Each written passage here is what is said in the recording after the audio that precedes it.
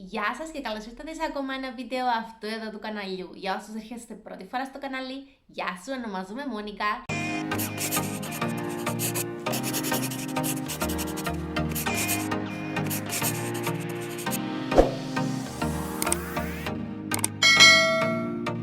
Σήμερα θα κάνουμε ένα διαφορετικό βιντεάκι από ό,τι τα προηγούμενα. Έχει να κάνει με κάτι που αγαπώ πάρα πολλά, τα ταξίδια. Όσοι με γνωρίζουν ξέρουν ότι όπου υπάρχει ταξίδι πρέπει να πάω, πρέπει να είμαι μέσα. Και ξέρω ότι έχουμε lockdown, έχουμε καραντίνα, οπότε να μου πείτε γιατί κάνουμε αυτό το βίντεο τώρα. Κάνω αυτό το βίντεο τώρα γιατί μετά την καραντίνα να θέλουμε όλοι να ταξιδέψουμε, να θέλουμε όλοι να πάμε κάπου για να ξεσκάσουμε. Οπότε είναι η κατάλληλη ευκαιρία να κάνω το συγκεκριμένο βίντεο και να σας πω 3 πράγματα που έμειναν μαζί μου από το ταξίδι μου στο Ντουμπάι.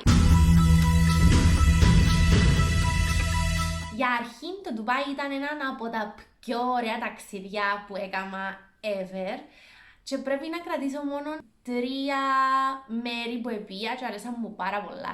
Λίγα πράγματα για το Ντουμπάι είναι ότι το Ντουμπάι είναι μια πόλη η οποία είναι γνωστή για την αρχιτεκτονική της, για τα μεγάλα κτίρια, τη χλειδί, τον πλούτο, την νυχτερινή ζωή, γνωστή για τα καταστήματα της, για τα ψώνια, για το χρυσό. Οπότε όταν σκεφτείς και έρθεις στο μυαλό σου το Ντουμπάι, τουλάχιστον εμένα, όταν μου είχε έρθει στο μυαλό το Ντουμπάι, Αμπου Ντάμπι, σκέφτομαι ότι είναι πάρα πολλά ακριβό για να επισκεφτώ τούτο το μέρος.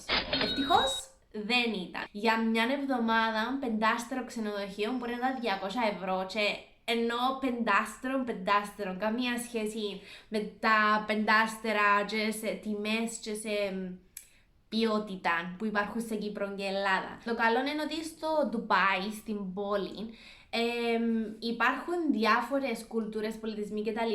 Λόγω του ότι ο κόσμος ταξιδεύει για δουλειά στο Ντουμπάι και μένει για δουλειά.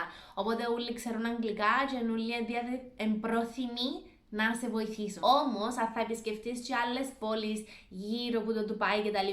Που τάπει, μπλα μπλα μπλα, πάρε κάποια μακριά ρούχα μαζί σου γιατί να τα χρειαστείς γύρω γενικά ο κόσμος είναι πιο κλειστό, σε διαφορετική κουλτούρα, δηλαδή είναι η πόλη, είναι τα χωριά για παράδειγμα. Οπότε να θέλεις να κάνεις λίγο την έρευνα σου πριν να πάεις. Όταν κατεβήκαμε εμείς στο Ντουμπάι και άνοιξε η πόρτα του αεροδρομίου, νιώσαμε ότι ήρθε έναν ρεύμα, ένας αέρας υγρασίας. Πραγματικά ήταν τόση έντονη η υγρασία που νόμιζες ότι ήταν να πεθάνεις εκείνη την ώρα.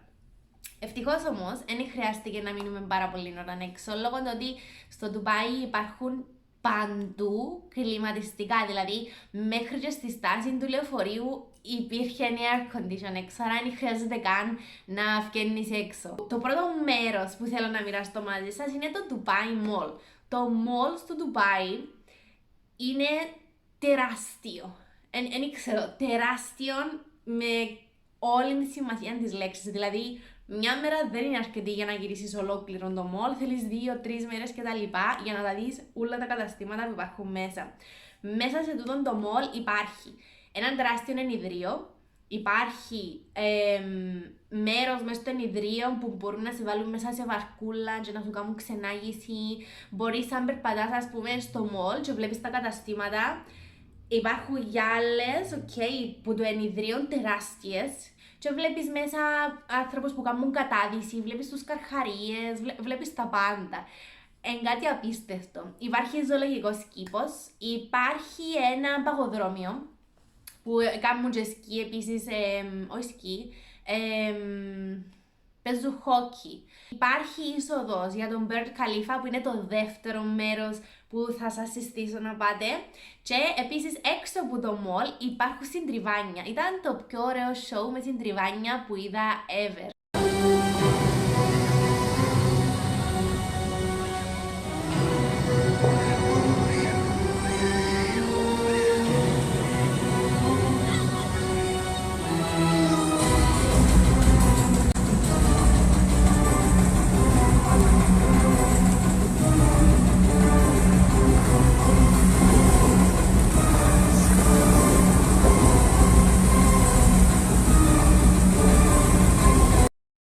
Το Dubai Mall ήταν κάτι απίστευτο. Νομίζω πήγαμε 2 ή 3 φορές, αν δεν κάνω λάθος, ξανά και ξανά. Και την πρώτη φορά κάτι πολύ άστιο.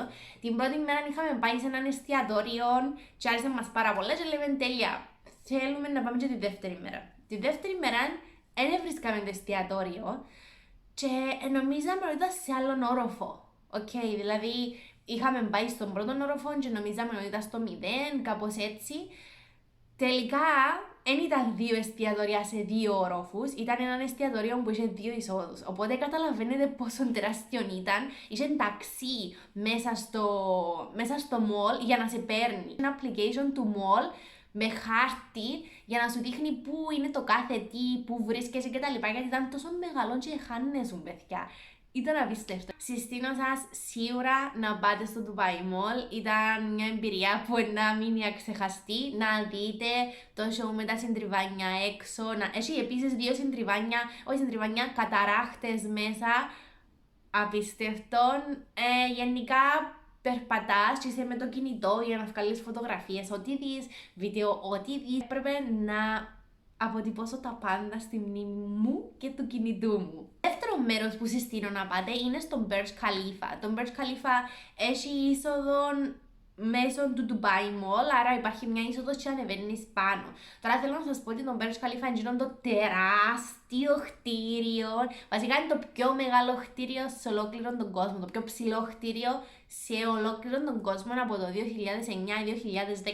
που άνοιξε το Burj Khalifa. Μπορείς να δεις τη θέα 360 μοίρες, είναι ό,τι πιο ομορφωνίδα. Μπορείς να δεις τα συντριβάνια από κάτω από το mall. Επίσης, το sunset που υπάρχει για να σε πάρει πάνω στον Burj Khalifa να δεις τη θέα, το κτίριο κτλ. Νομίζω ήταν σε ένα δευτερόλεπτο να ανέβαινε 10 μέτρα. Ήταν πολλά γλύωρο και σκεφτείτε ότι εκλείαν τα αυτιά σου και όπως μέσα στο αεροπλάνο που ανεβαίνει και έπρεπε να τα κάνεις για να ξυμπλοκάρουν, τέλος πάντων.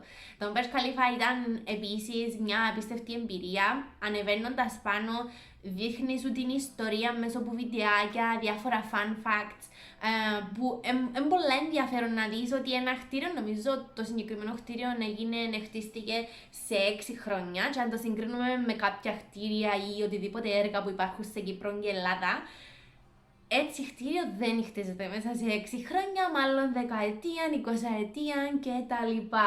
Το τρίτο μέρος ήθελα να σας πω για το Atlantis, έναν wow ξενοδοχείο σαν να είναι μέσα από ταινία. Αξίζει, σίγουρα. Είναι στο bucket list μου, πρέπει να πάω. Όμως δεν θα σας πω για εκείνον, ούτε για το ενιδρίο που είναι δίπλα, το water park βασικά, και έχει ενιδρίο μέσα. Θα σας πω για το σαφάρι που έκαναμε. Την τρίτη μέρα που είχαμε πάει, είχαμε κάνει σαφάρι. Οπότε είχα κλείσει έναν πακέτο που περιλάμβανε σαφάρι.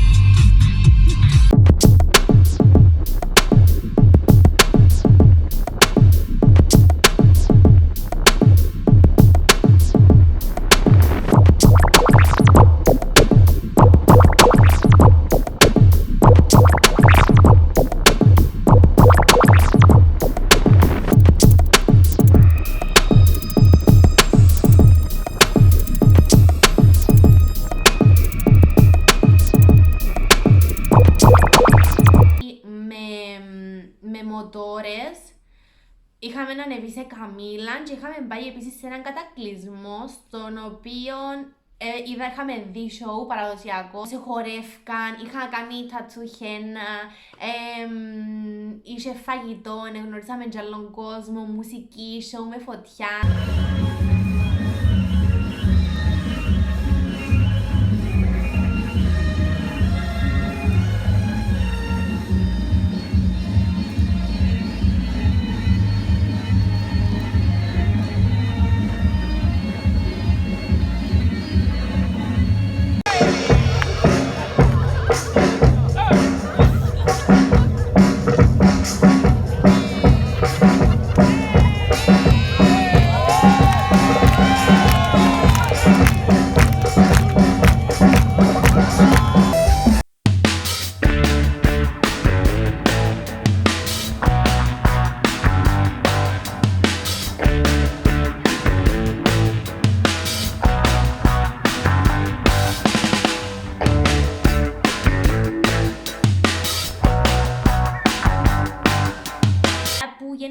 ένα ταξίδι που πιστεύω να σας μείνει αξέχαστο, όπως με μείνει και εμένα και θέλω να πηγαίνω ξανά και ξανά πίσω, γιατί είναι ο σκοπός των ταξιδιών να γνωρίζεις καινούργια πράγματα, καινούριον κόσμο, να ανοίγει το πνεύμα σου, το μυαλό σου. Και το Ντουμπάι είναι κάτι που το έκαμε σε μένα τούτο, λόγω του ότι υπάρχει τόση χλειδί, τόσος πλούτος τσάμε.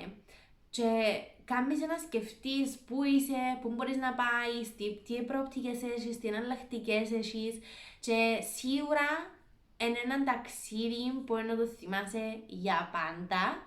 Και να θέλεις να πηγαίνεις ξανά και ξανά για να το δείχνεις και στους φίλους σου. Οπότε, αν πήγες και εσύ Ντουμπάι, γράψε μας στα comments αν έχει κάποιον άλλο μέρος που θεωρείς top ότι πρέπει να επισκεφτεί κάποιος όταν πάει στο Ντουμπάι. Για μένα ξέρω ότι έχω πάρα πολλά μέρη να σας πω.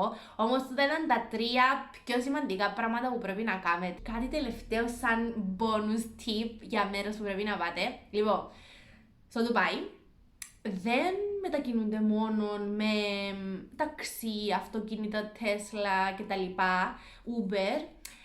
Μπορείς να καλέσεις ελικόπτερο και να έρθει να σε πιάσει, να σε πάρει στο μέρος που θέλεις να πάεις. Ήταν κάτι που δεν έκαναμε, όμως την επόμενη φορά που θα πάω Ντουμπάι θα είναι το πρώτο πράγμα που θα κάνω.